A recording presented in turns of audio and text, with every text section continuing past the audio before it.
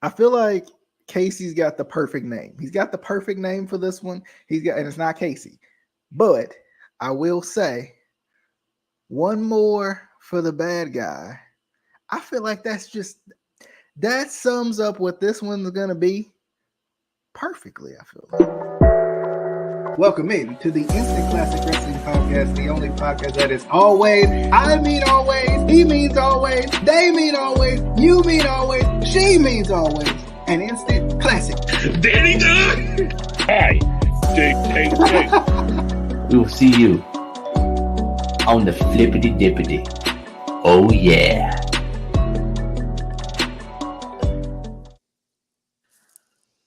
Monday was a sad day for everyone in the wrestling community and everyone connected. Of course, we lost Scott Hall. We did a kind of condensed version last night.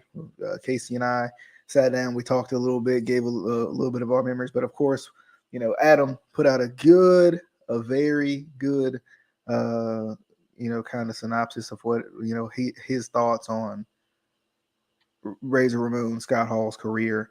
And of course, we want to get his thoughts as well. By the way, DJ here, Casey over there, and Adam at the bottom. Justin missing in action.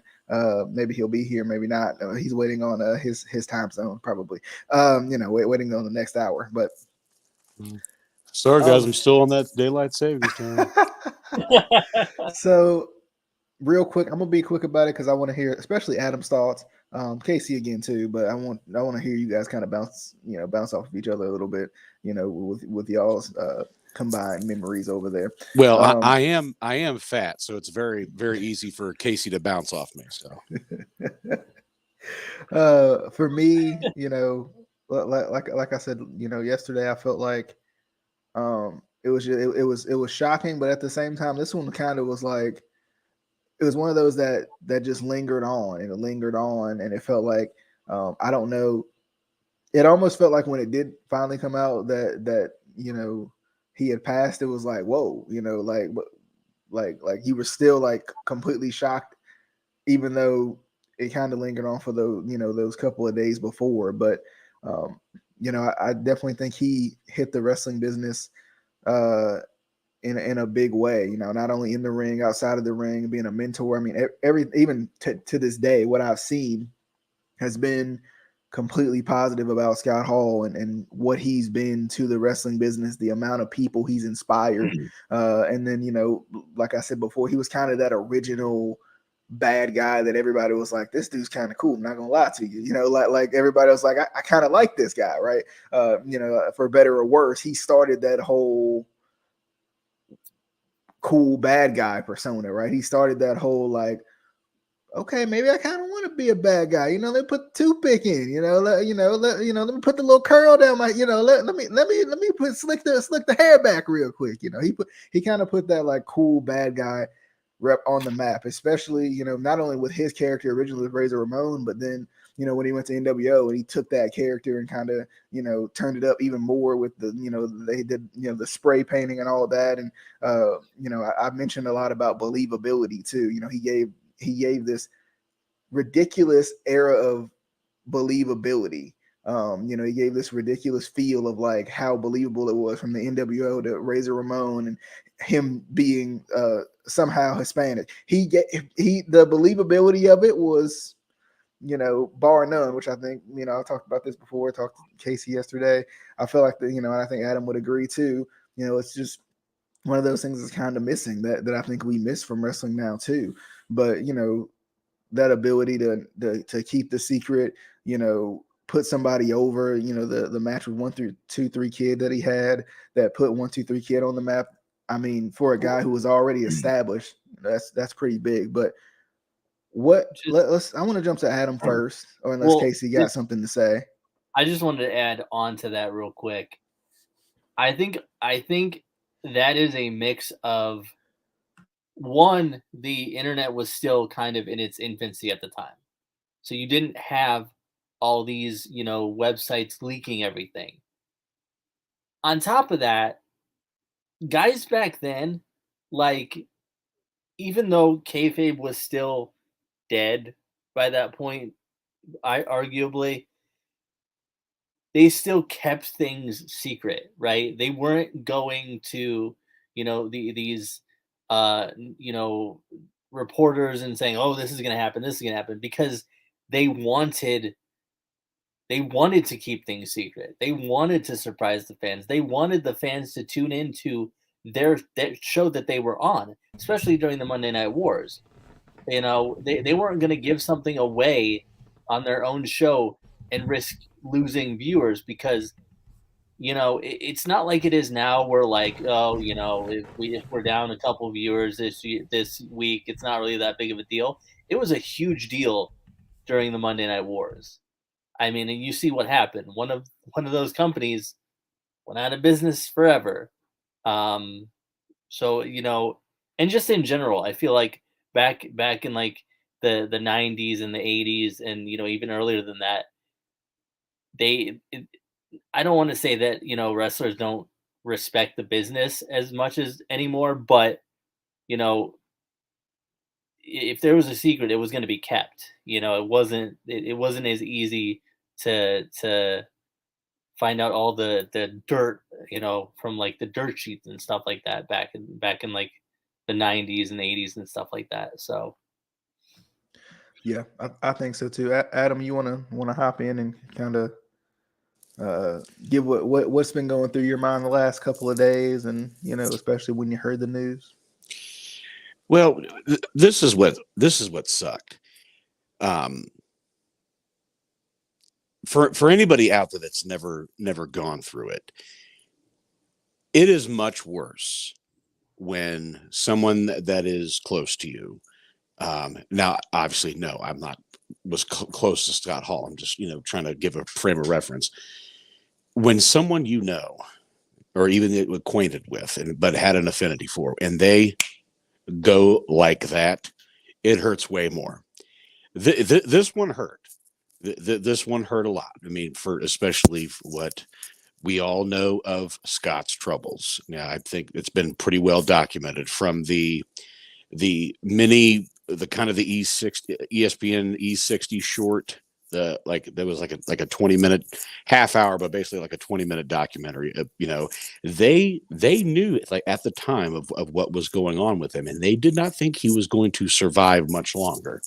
And particularly at that independent show, where even looking back at it now, knowing what we know, obviously it was serious. But if you never knew of Scott's troubles, you thought he was doing that on purpose. But that's how much of a good worker that Scott was. But he obviously was not. He obviously was, not of sound in mind at that point. And I'm going to this stuff first, just because I think it's more important, more than anything that he ever did in the ring. But people need to thank Diamond Dallas Page for saving his life and giving him better living. Back in whenever that was, 2012, 2013, something. Yeah, like and Jake the Snake also. And Jake the Snake, going through his struggles, but still, like speaking of that DDP yoga, that stuff, I actually want to start using that because to see how much Scott Hall changed and stuff, and also Jake the Snake also, that must really help out and stuff. That DDP yoga, that must help them quite a bit. But go ahead. No, I'm sure it comes with some sort of a meal plan too. Like I'm sure there's an entire program. He does have a if you have the app. Let's all just talk over Adam. If you have the app, and obviously you do the daily routine, all that stuff, I think there is a section on cooking and whatnot, and it's not. Trust me, like I've had my issues, with trying to, get in better shape, or just, trying to be, live a cleaner lifestyle, whatever though. But Diamond Dallas Page makes it a little bit more realistic, because he goes like, guys, I'm like you. If I don't like it, I ain't eating it. That's if it's good, bad, or indifferent. But it's just, still a different mindset. But anyway, but yeah, going through all that, like DDP, helped him out a lot. I mean, if anybody's never seen the Jake Roberts documentary where they go and they get him to come to Atlanta, and they finally get him to do DDPY for the first time. You can hear Scott's hip pop like 80 times. And they're like, that's your hip, brother. But it shows like how far gone he was. And it was pale. He's all puffy. And it was a sad sight to see. And then to see him kind of pull the nose up and finally, come to the other side, it was great. And then I don't care what anybody says from here on out, like Scott Hall will have the best, whatever Hall of Fame speech has been in the past or that will come in the future. Scott Hall had the best Hall of Fame speech ever. Simple and to the point. And I mean, just for everybody to know, Hillbilly Jim is still talking. I think we all can agree on that. But anyway, but Scott as a worker, Razor came on my radar, I would say mid to late 95 or something like that, when I started kind of getting into wrestling a little bit. And it was, he jumps off the screen at you. Big, jacked up, good looking dude, whatever though, that, could move, could talk. DJ, as you said, he exemplified cool.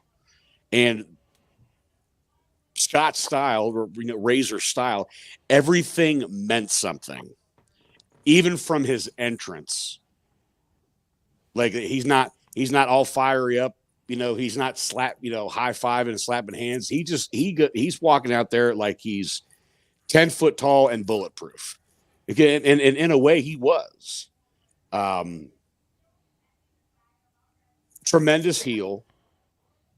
But again, DJ, like you said, like he was cool. It's like, that's a guy I kind of want to be, but he was also a person of consequence because he was vicious. He'd toy with you, smack you around on the head a few times.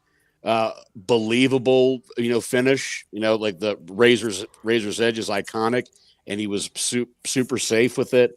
I do like it how guys try to copy it now and basically are just trying to mimic it and have no point of reference on how to deliver that type of power bomb. Like me and Casey were kind of talking last night. Like Scott's WCW run is not to be ignored once the NWO became a thing. But I mean, like the group was bigger than any one individual person, but that first I would say 6 or 7 months, I would say is the most impactful. I mean, obviously, yes, it continued on from there, but from the moment that he stepped foot over the guardrail, May 27th, 1996, everything changed because everything he said, was true. Even though in this worked environment, it was absolutely true. Everybody knew who he was, but they didn't know why he was there. And there were still people that, didn't watch WWF or didn't remember that he was there before. So obviously, like all of a sudden he steps over the guardrail, grabs the microphone and just interrupts a match and starts cutting a promo. What the hell's going on?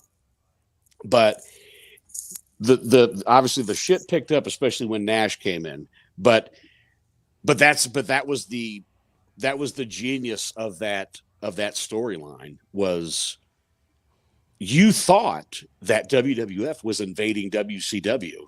It was absolutely believable.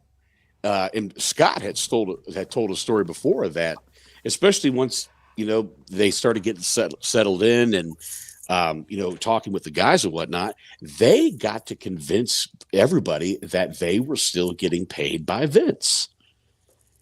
Forever the worker. That's why they really thought that Vince sent them down there to kill that company. That's how enriched and how believable that storyline was. But Scott was such a just a great worker. Like I said, could throw a punch, could talk, exemplified cool, could move very well for a guy that size. Like even if he was working with somebody smaller than him, whatever, though, it didn't insult your intelligence. But the other thing too, Like his match with Bret Hart, amazing match with the match, Rumble. yes, match with Bret Hart was very good, and I'm glad that they didn't. I'm glad they didn't overstay the welcome. Like it wasn't necessarily a gigantic long storyline, because that storyline then kind of springboard the feud between him and Owen, because then Razor attacks Owen. Brett obviously wants to seek revenge and this, that, and the other, blah, blah, blah. Time goes along, and then comes Survivor Series 93. Boom, there's the clash. But anyway, like even though on the surface, like the Razor character seemed kind of silly, whatever, though, but how he delivered it, he did come off believable. Like you did think that he was that dude that came from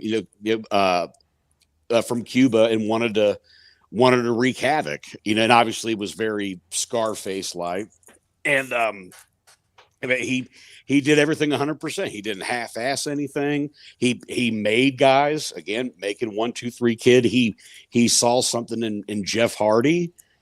He never complained about doing a job, and the biggest thing that I keep forgetting, like first guy ever to win the IC title 4 times. That showed their faith in him. And plus, a lot of times his storyline meant more than the world title. I mean, because everybody remembers the ladder match from WrestleMania 10. That match to me was a more interesting storyline than the Brett Yoko Luger situation. But at the same time, obviously, the thing that was wedged in between was the storyline with Brett and Owen. But anyway, bouncing back and forth. But it's this one. I don't want to take the whole time.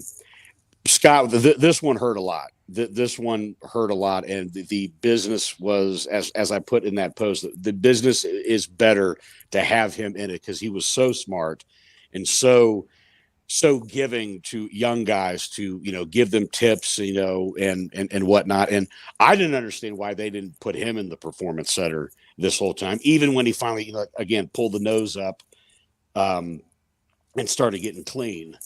And thank God they at least let him. They got him in the hall while he was still around. So, but yeah, he's going to be missed, because 3 heart attacks in a day, and 2 days later, gone. And in the blink of an eye, and it's tragic. And for anybody that didn't see it, go look at Kevin Nash's post Sunday morning. That one hit home pretty hard. Did Michaels post anything? He did after the fact.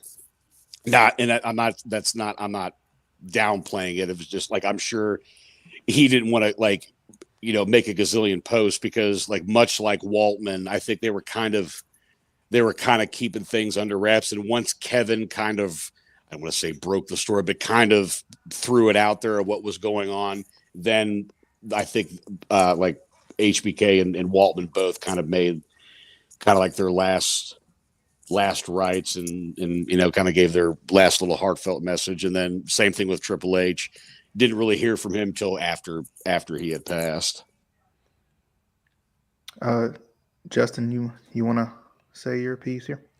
I mean, I'm going to just keep this short and sweet and stuff. Like Scott Hall, he was a great worker in the business, great wrestler in the business. He had a great mind for this business. And I want to go back to his AWA days, and then transform when he goes into WCW, and Diamond Dallas Page helps him with his character. Like, he does not look like he looked when he was in AWA. I go, that looks like a completely different person. Like, it's crazy. Like, with him dyeing his hair, with his hair all long and that, like, he looks like a completely different character.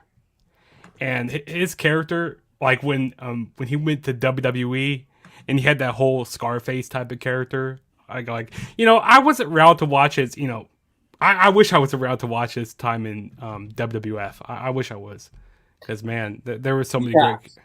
What? Peacock. I mean, there's a lot of stuff edited on there. Go hop on the cock right now. Go subscribe to the cock, and you can You can watch pull everything. this up so people You'll can watch see. every match he's ever had. Now, again, that's what I'm saying. He has the not so much Tom Selleck like, but obviously, you know, that same vein because Magnum TA overtook that. But that was the other thing too.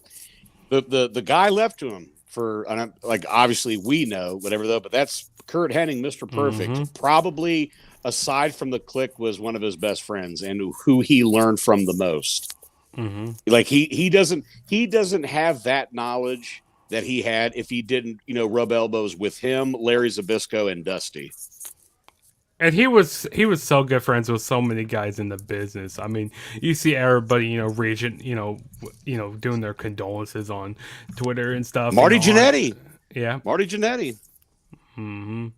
I mean, so like I said, he just was a nice guy in this business. He just knew how to work. He knew how the business worked. And like I was watching the Scott Hall documentary, The Razor's Edge, like living life on the edge or something like that. And he was talking about Shawn Michaels, you know, how Shawn Michaels was when he was working as a heel. You know, it's more what you do with the actions you do with your character, not what you do in the ring. I mean, you can still be doing all that technical stuff, but it's more what you do with your actions, like how you do your character, like the way you walk to the ring, the way you act.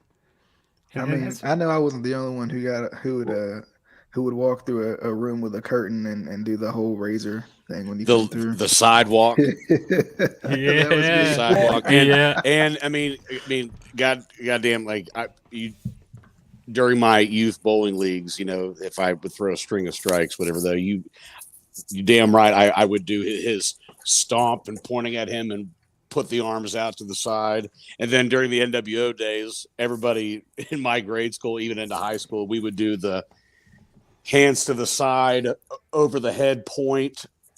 But like every time, you know, like, you know, someone would be walking into the room, whatever he was, again, he was just cool. He was cool. He was just the epitome of cool. And one thing that was unfortunate with what they did with him in WCW when they kind of portrayed his like real life with him doing like the whole drinking and stuff. I mean, that just kind of made some situations worse. Like it just was bad towards the end there. Well, I mean, listen, again, like we one of these days we could do a deep dive on that, whatever. But again, it was nobody. Yes, there was some incompetence with the higher ups in WCW, but that was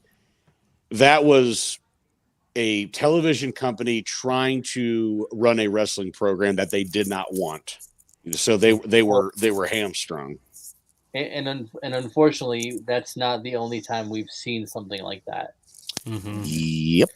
Yeah. So it's just, it kind of goes with the territory of professional wrestling, and it's not necessarily a good thing, but if they can capitalize on something that's going to get, you know, the shock value or, you know, controversy creates cash. That's the no bigger example on that when they were outside of Disney on Nitro and they had they attacked everybody in the back with baseball bats. Yeah. The people in the surrounding area called the cops for a shoot because they thought that there was just this gang of people just beating up these wrestlers. But that was great. Like kayfabe was out the window, but I shouldn't say kayfabe was out the window, but the suspending your disbelief, whatever, like you really thought that like there was chaos ensuing. In the triple threat tag match for the tag titles, Steiner's, Harlem Heat, and Sting and Lex, those guys come out with baseball bats, and those cops go into the ring with guns loaded as they shoot, legit guns loaded. In Casey, let's give one for the folks. What we talked about this yesterday. What's the best real life Scott Hall quote? You had one and I had one. I have one also. Was it the you know who I am, but you don't know why I'm here? No, not even on screen. Not even on screen, like, you know, hey Dudleys, that's a nice finish you got there. I can't wait to kick out of it.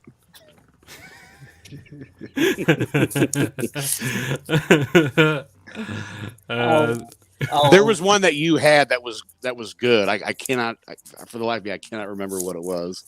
Wait, was it kick a man while he's down? He's easier to reach. Yes, yes, yes. I Did am you- using that in a promo someday. It's genius. Very famous quote. WCW.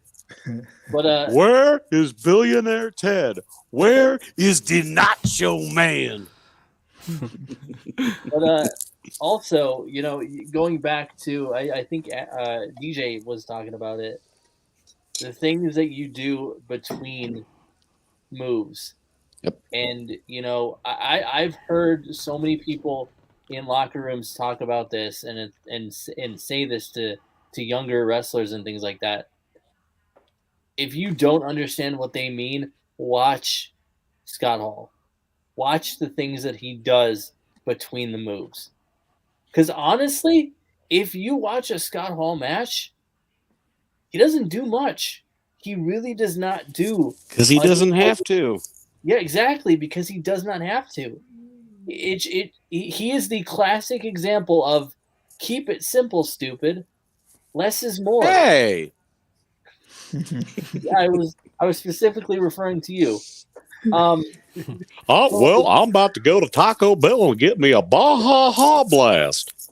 But like, you know, it just shows like guys try to do way too much, so much, and you don't need to.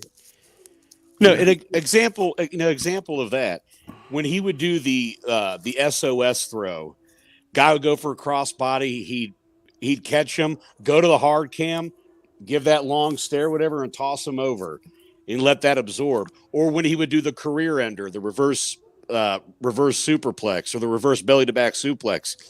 Impact, the guy sells it like $1 million, kind of looks around, absorbs it in, and then he would throw the arms out and wave them to signal the razor's edge. Again, just little things, little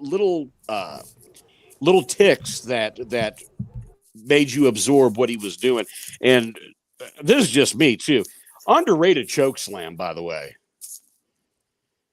Yeah, and the thing is too, I think we talked about how he touched so many people. Like you can even see it here. He touched so many companies, right? Like just think about how many companies he touched. And I mean, you know, of course, if he was still here, you never know. He may have even touched AEW at one point, but it's just kind of amazing to see. I highly doubt that.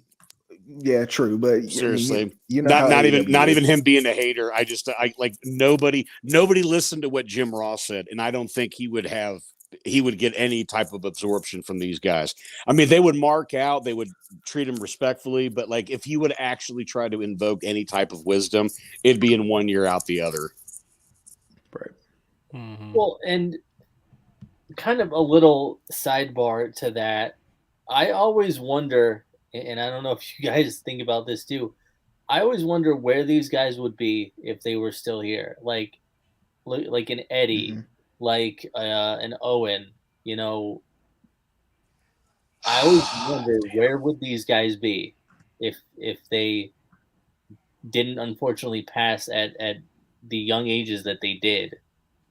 You know, because that would be amazing if we still had them around too. They'd be putting on some 5-star classics right now. I don't think they would. Well, You don't think so?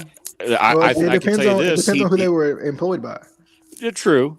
I mean, the one thing, if this tells you what a good worker Scott Hall and Shawn Michaels was, the second ladder match they had, which is to me just as good as their Mania 10 match, they had so many restrictions about that match because they didn't want to.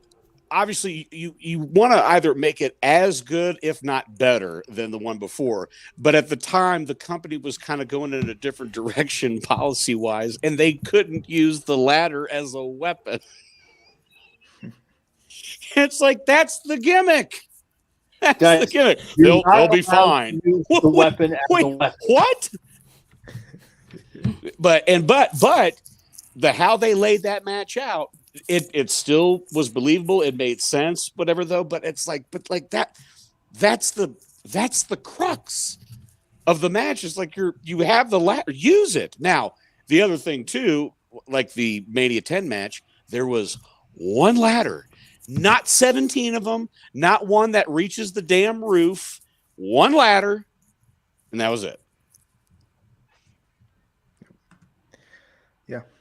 Yeah, I mean, And didn't that one ladder break?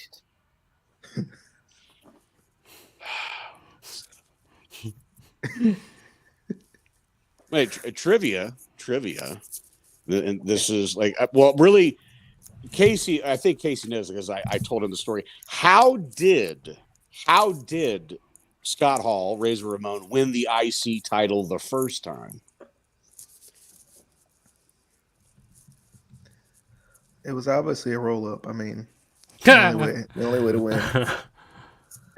Okay, so DJ's disqualified. Justin, It was obviously by count out. You know that's the way. You can't win. So I count out. another just DQ in a way. He kicked him in the balls. He kicked him in the ding ding. No, AJ Styles wasn't in the ring. Yeah. Casey, you want to save this train wreck here? Would love to see this train. It was a Canadian destroyer. All right, I equally hate all of you. Spanish So, fly, right? It was a Spanish fly. I mean, we all know. because It was a moonsault. he had the Scarface type thing, No, so the correct answer, these nimrods. No, so when Michaels got suspended for failing a drug test, they vacated the title. There was a battle royal. The final two participants would then have a match to crown the new IC champ. And he won with a Canadian destroyer. And then he kicked him in the balls. I'm going to throat punch all of you. And then the final two were Rick Martel and Razor Ramon. Then Razor beat Martel for the title. With a Canadian destroyer. With a Canadian destroyer, Spanish fly combination. And then the moon special. And then the moonsault. And then the shooting star press fall on the top of that. Okay, he Orange Cassidy shin kicked him. There, you happy? Danhausen came out and pointed, and everybody was paralyzed for a moment. And then the ass boys came out. I'm just an ass boy trying to. Anybody got any final closing thoughts? Any more thoughts they want to? I just want to mention about the Hall of Fame. That Hall of Fame speech was just so amazing. Like, there's this one. Would you say it was the best? It wasn't better than the Warrior, but it was good though. Would you say what? What? Warriors Get out is of better. here. Would you say it was too sweet? It was too. No, it was cool. it was cool. It was cool. It was too sweet. Yeah. That was a literal excuse for Justin to do the too sweet, and he does it at every point in time ever. But then that time he didn't do it. We'll never understand it. Never. No, but the quote that I have is: "Bad times don't last, but bad guys do." Hard work pays off, dreams come true. Bad times don't last, but bad guys do. Amazing. I think that's the perfect way to end it right there. I think that's it. Right there? We might as well just mute all the mics. Done. Hey, you Kick him gotta more go. while he's down. He's easier to reach, baby.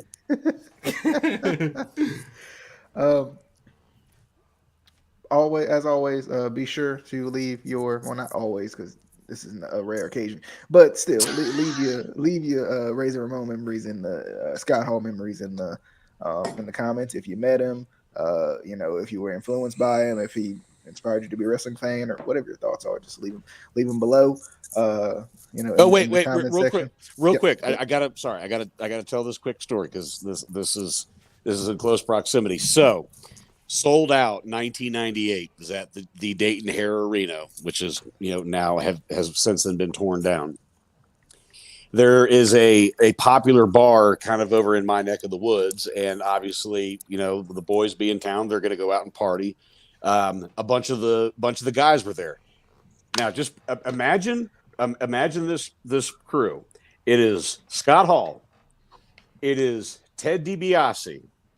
It is Jim the Anvil Neidhart. And there was somebody else, I forget who it was, but somebody that was an acquaintance of the family that, you know, they go back, you know, a long time.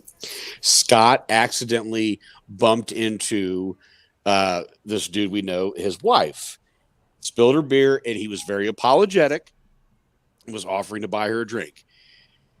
This gentleman is 5'6" and pudgy, and tried to pick a fight with Scott Hall. Chase, why'd you do it, Chase? Why'd you do it? I thought I could take him. Chase is not 5'6". Let's just say I'm being nice there. I'm being nice. Let's just say as things escalated, he got headbutted in the face. I just love the balls. Like, I can take him. Put him up. Put him up. What'd you gotta go do that for? Put him up. I am scared of spooks. I do it. The next half hour, I'm going to do nothing but quote Wizard of Oz. Thank you. This one, of course, will be on Spotify, Apple Podcasts, and all the other avenues you can listen to us on. If you're watching us on YouTube, you know, glad you're here. You know, send us a selfie so we can see who you is. You know, hit us with one of them. It's gonna be my new gimmick, just the Cowardly Lion. Put him up. Wait, send a selfie to what? And on his way to the ring. They're gonna send a selfie so we can see them, see who they eat. You know. But anyway, as always, hope you guys enjoyed. We'll see you guys on the next one. Hey, you gotta warm one up. You gotta warm it up. Here you go. You gotta warm up the too sweet. Come on.